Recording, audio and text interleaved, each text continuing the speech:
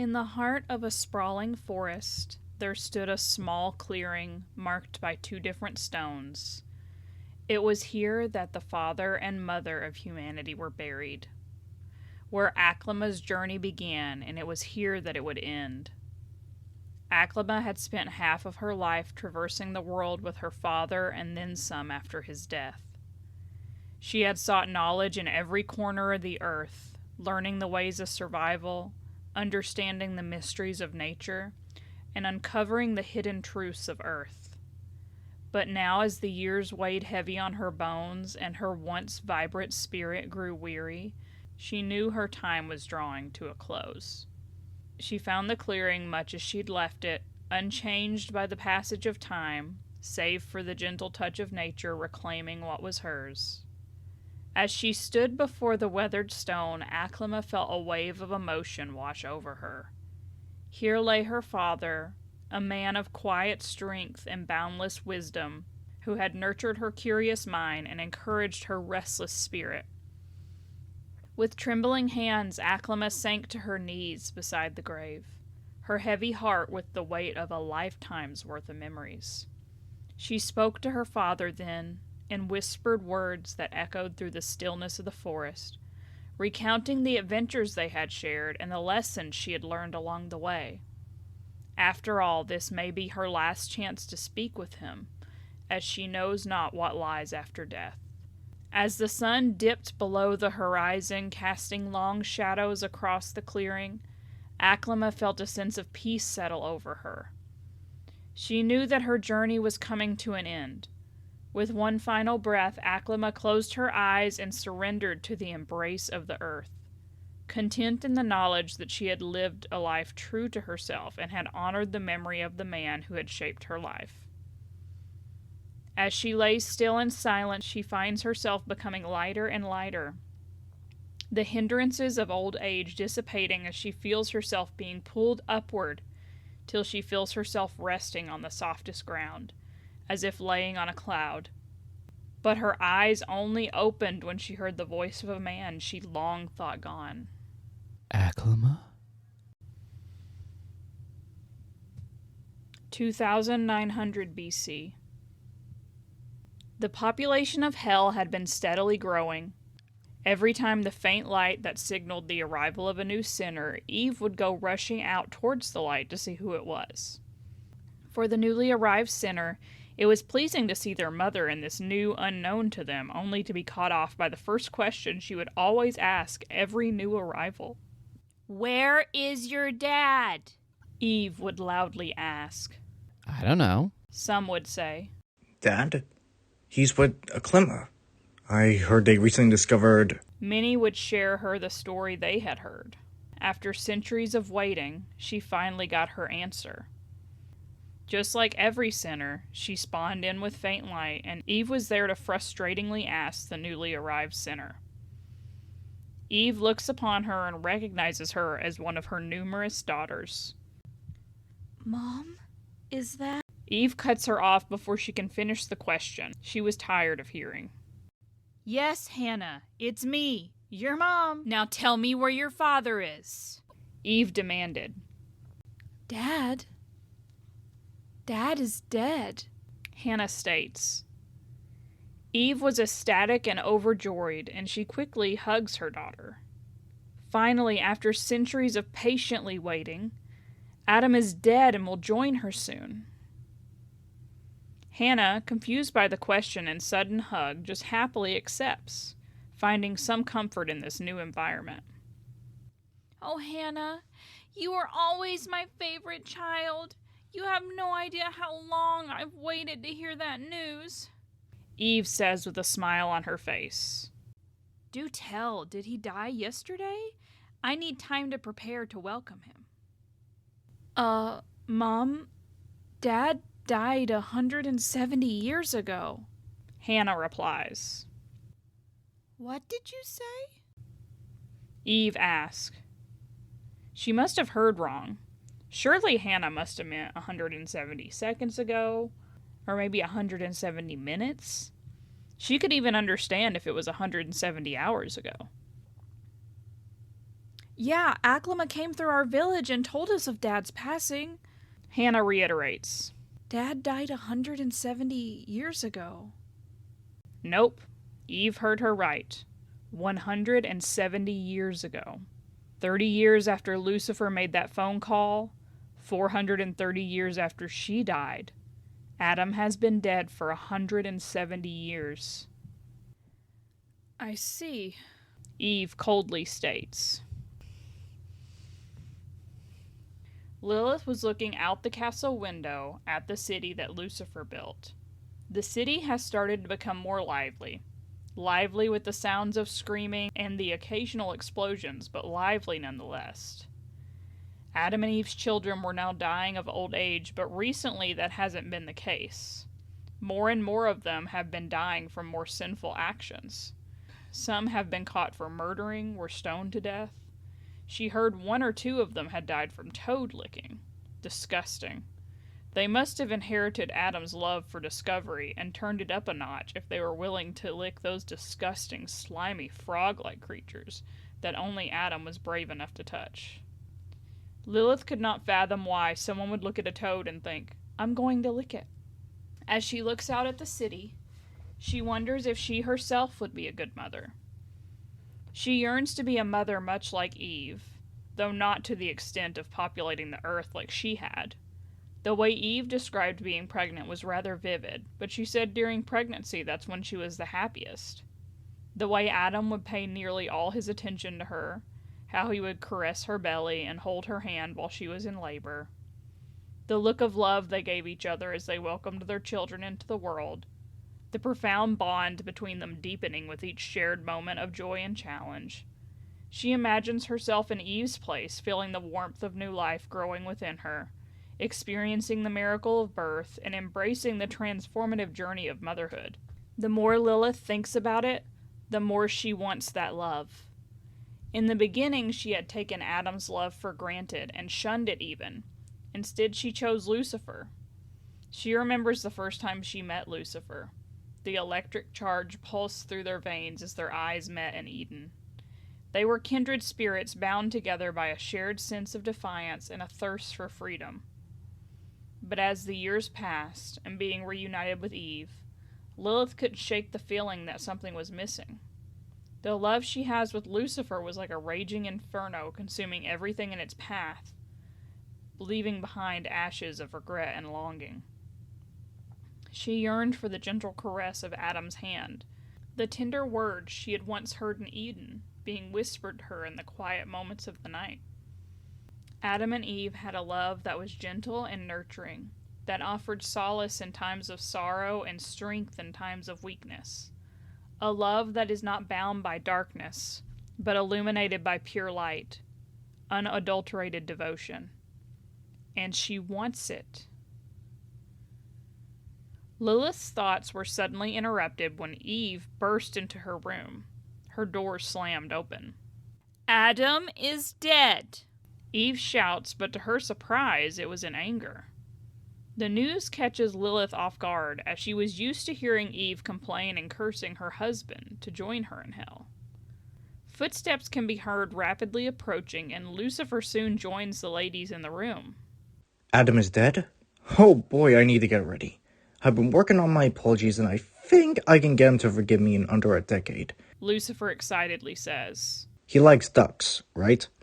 He isn't in hell, Eve says with anger. He's been dead for 170 years already. Lucifer and Lilith could only pause at this new information. Adam had been dead for 170 years, and he isn't in hell, which meant... The trio looked out the window and up to the celestial white orb in the sky. He is in, Lilith states before being cut off by Eve, venom in her voice. heaven! Eve quickly ascends the stairs of the castle and reaches the rooftop of the garden. Once at the top, she raises both arms in the air towards heaven and flipped it off. Sarah, you oversized whore! Eve shouts. Let my husband go! Lucifer and Lilith were quick to join her in the garden to observe her back to her usual cursing, but this time with a proper target in mind. Adam? Eve shouts. The angels are lying to you. Remember Cain and Abel? We lost our sons because of them. They don't love you like I do, and angels are only using you. The angels are bad, remember? We talked about this and agreed, and they were always bringing harm to our family. Look, they even killed me before my time with some stupid disease. She rips her top off and exposes her breasts for all to see, if anyone was looking. Get your ass down here. Eve shouts with no hesitation or shame. Your virgin hell wife. This action surprises both Lucifer and Lilith, as this was a first of her many rants. She seems to be more angry now that she knows where her love is. Once again, Lilith tries to be the voice of reason as she comes up to Eve's side again. Sweetie, take it easy. I'm sure that... But Lilith was cut off when Eve turns and tears her top as well. My offer still stands, Adam. Breed me and you get Lilith too. Lilith wasn't opposed to the idea, but she still had her shame, which Eve seems to have lost. She's pretty sure they ate the same apple. Lilith quickly hides her breasts with her arms as Lucifer tries to stop Eve as well. Eve, you need to calm down and... But Eve grabs Lucifer and lifts him up, bringing his face close to hers while looking up at heaven. Adam, look! The devil is about to attack and violate your wife! Come down and save me! Eve cries out in false danger. A few tense moments of silence pass before Eve drops Lucifer. Adam! Eve shouts at the top of her lungs. For all her anger, Eve is at least grateful that Aklama isn't with him anymore. Today is a good day for Sarah. She hadn't expected it when she decided to check in on Hell via her monitor, but she was happy to see it. She saw Eve talking to her daughter when she suddenly bolted into the castle in alarm. Curious, she zoomed in and listened in on what was happening, and she was glad that she did. Eve had scrambled her way to the rooftop garden and proceeded to shout expletives and indulge in depravity. How unsightly. To think my son used to be married to that harlot. Sarah thinks as she's glad that Adam is now far from Eve. Turning up the volume, she relishes in Eve's anguish and her outrageous attempts at enticing Adam with Lucifer and Lilith. To make the situation all the more sweet, Sarah takes out a thermos with soup that Adam had prepared for her that morning. She sips the delicious homemade love-filled soup. If only Adam or Emily was here for her to hold, this moment would be perfect. As Eve speaks her heart out in anger, Sarah finally understood why Adam tried to run away on his first day in heaven. She was manipulating Adam against her and the angels, using Lucifer, Cain, Abel, and any tragedy they experienced on earth to make Adam dependent on her. Lucky for Sarah, her love for her son is stronger. She will never let him leave heaven. As she continues sipping her soup and listening to Eve's cries, a call is made to her. Tapping her halo to answer, she finds Lute on the other end.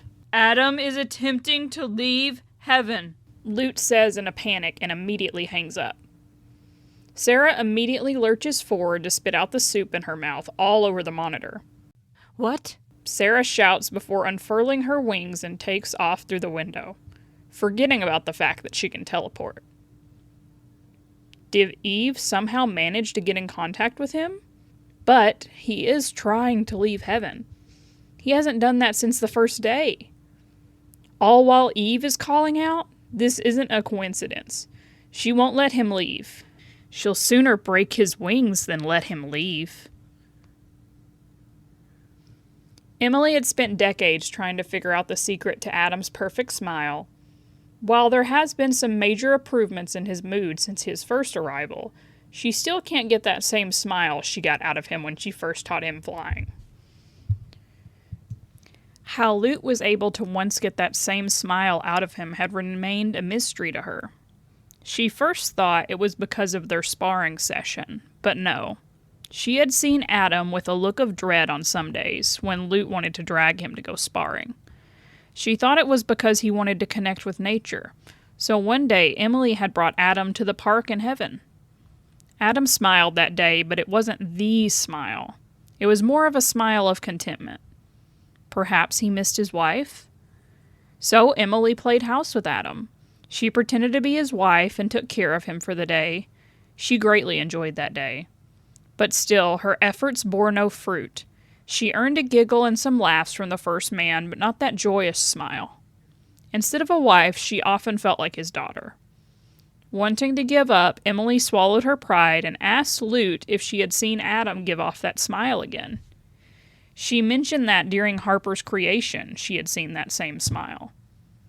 So perhaps when he created with his hands, he found great joy in it. With this new possibility in mind, Emily carefully observes Adam over the next few days. When one of his feathers drops, he starts molding it into another one of Lute's sisters. Emily carefully studies his expressions. She sees his face cycle through so many emotions, through intense focus to frustration, and when he finally completes his creation, she expects him to jump for joy from a job well done.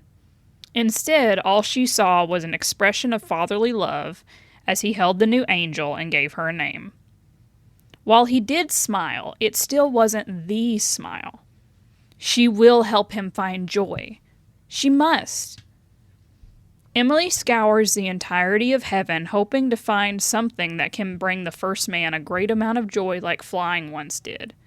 As she flies high over heaven, searching for her goal, she comes across Adam looking at the gate in shock.